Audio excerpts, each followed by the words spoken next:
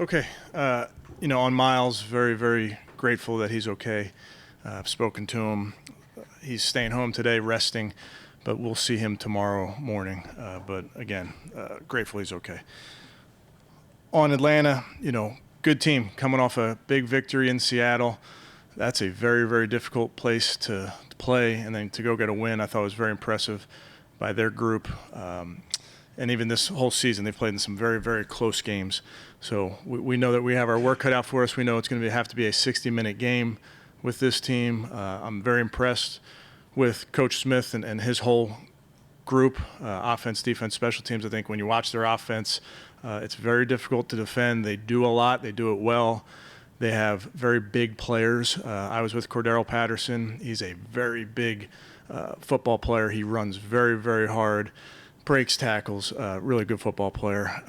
And then on the perimeter with Drake London and Kyle Pitts, a big physical football players, active, great ball skills, very good rushing attack. So definitely have our work cut out for us. Defensively, it's a Dean Pease defense, which means they do a lot and they do it well. They can max drop into coverage. They can max blitz, and they do it. They understand the defense. I think he's got speed at all levels. I've been very impressed watching his group running the ball. And then special teams, you got to be about your business. It's a very good unit. Obviously, Cordero being a threat there as a kick returner. So a bunch of good players on their team, very well coached. So we're going to have a very good week of practice to head down to Atlanta.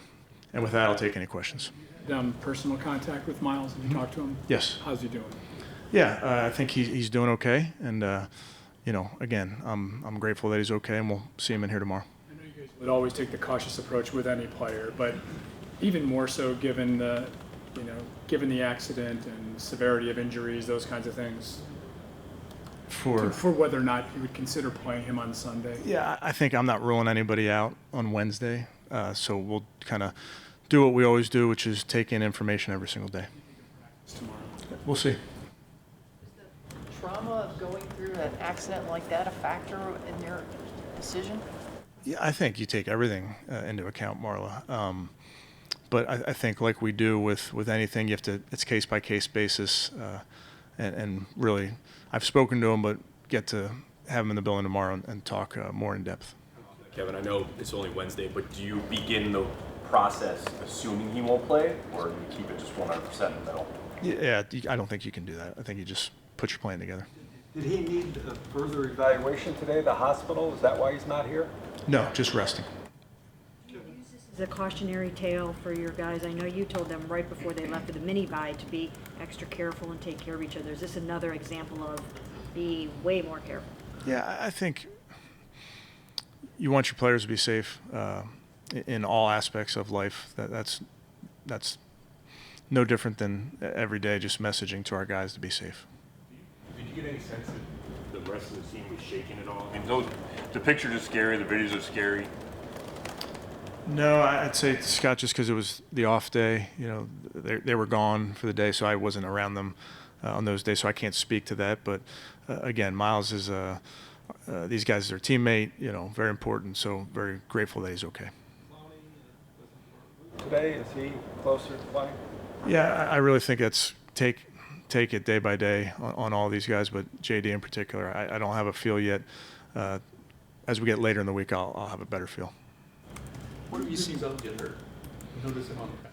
Yeah, just something has popped up, but just normal things for guys. I don't know if there's a specific play. From Alex right there early since I'm guessing he would be one of the guys called upon if Miles and or Jadeveon can't go. Yeah, I think we've talked about Alex a bunch, and I've been consistent what I say about him because he's been consistent with what he's done. He's done a nice job when he's in there, going all the way back to the spring when he got reps as a young player. Everything was new and continues to be new for young players, but I think he's growing in his role. And besides Alex and Isaiah, obviously you guys have Isaac, who's kind of been back and forth this last month and a half or so. Just what have you guys seen from him as he's been kind of on this unconventional path here? Yeah, I think that happens a lot, actually, with the roster rules and how they're written. Sometimes you're up on the 53, sometimes you're a practice squad elevation, and then as rosters shake out and you have injuries, guys end up playing a bunch of football. So he was a guy that we felt may end up playing a lot of football for us, and feel comfortable with him. He's played a ton of ball. He's a physical football player, very smart. So happy with Isaac. Atlanta's RPO offense, how does that affect the defensive line? Yeah, I mean, I think their offense, Tony, really affects all three levels of the defense, not just the defensive line. To your point, they have a quarterback that's very, very adept at the zone read game. He's been doing it all the way back through college and the pros, so he can definitely make you pay from the pocket throwing the ball. He can make you pay in the zone read keeping the ball. They have designed keepers and those type of things. So he fits with what they're doing. I think they're doing a nice job utilizing his skill set. Did you rule out anybody on that injury report? No. And how difficult on a Wednesday when I think it's 5 defensive starters aren't going to be out there? Yeah, that's, again, I think that's kind of the nature of the NFL. I think you look around the league, everybody's dealing with injuries in some form or fashion, so it's nothing new. Being with Cordero up in Minnesota, are you surprised at all that being able to make that transition from receiver to running back in the way he's thrived in that role? Not surprised because I've seen him do it. I think he's an unbelievable football player. I think he's a great person also, which probably is most important. But he's just with the ball in his hands, he's special.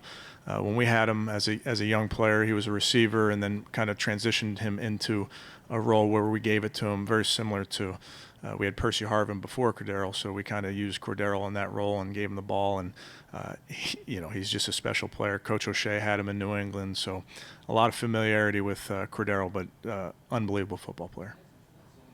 Option, so successful in college, and we've seen it have success at the NFL. There was a lot of conversation a few years ago whether it could translate, and I think it kind of has translated. What makes it so difficult to defend, even at this level where the players are bigger and faster and stronger? Yeah, I think there's a lot of offense. I mean, in particular, Atlanta, they run a lot of offense.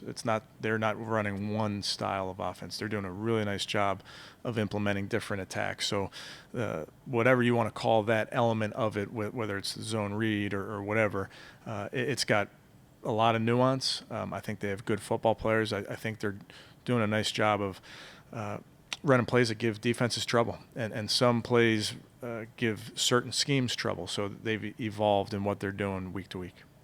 Kevin, it looks like they stand there at ends a lot, and almost sometimes looks like a pseudo 3-4. Obviously, you guys like running the outside zone. Is that a potential advantage when the guys are on their hand on the ground? I mean, they play every front. I think they do have a base odd front where they have stand-up players, but they can jump into any front really at any moment, which makes you be very, very diligent about your plan and how you teach it and those type of things, because you really could see any front from this team. But fortunately, really through this season, we've seen a lot of different fronts from people. Was the 2 days against Philly a pretty good practice for this opponent? Your defense or no? Yes, I mean, I think those were valuable days for us. I don't know that I'd say Philly and Atlanta are super similar. I think the nice part with what Coach Smith is doing down there, he had some really good offenses down in Tennessee with a power run attack, a keepers and play action, and now he's been able to evolve with a quarterback that's very mobile, some big players on the perimeter, obviously with Cordero, some of their other running backs. So I just see an evolution of an offense, but I wouldn't necessarily compare them to one team or the other. What challenges does it present when he lines up wide, and do you have to make a choice then? Do you treat him like a receiver versus a tight end? Yeah, I mean, it's hard because you kind of, if you treat him as a receiver, you're getting smaller. You treat him as a tight end, you're getting bigger, and he can line up everywhere, and you don't know per play where he's going to line up. So that's the beauty of having versatile football players, and he's a really good one. I think everybody sees the tape, sees what kind of special talent he is. But it's only 3 games, but right now you have more rushing yards and passing yards on offense. Are you cool with that, or do you think you need more passing yards over the long haul? I don't care. Wins and losses. There's a stat about Jed Wills having the second best pass rush win rate on a good side of things. What have you seen from him this year? I know health is one thing he talked about a lot. Yeah, I think that's a good place to start, Matt, is Jed's health. And when he's been healthy, he plays at a pretty high level. So I would agree. We're seeing his pass protection has been very strong. He's going to continue to be challenged by some of these elite rushers that teams have. He's going to be challenged this week. So continuing to stay healthy obviously is important, but also continuing to grow and getting better in his technique is important too. You talk about Nick Chubb all the time, but do you feel like he might even be cutting better than he did a year ago? It just seems like he's kind of jump cutting and sliding past guys when he gets up. Yeah, it's hard for me to compare him year to year. I do think he's playing at a high level. He's seeing it clearly. He's feeling healthy. I think he has a good feel for our run schemes. I think we have a good feel for him as a runner, but he's definitely playing at a high level. Marvel and Dean Pease still going at it after all these years. He's awesome. He's great. I don't know Coach Pease real well. I've talked to him before games, but having coached against him, he presents all sorts of challenges. We have a lot of coaches on staff that know him from over the years, and he's a really, really good football coach.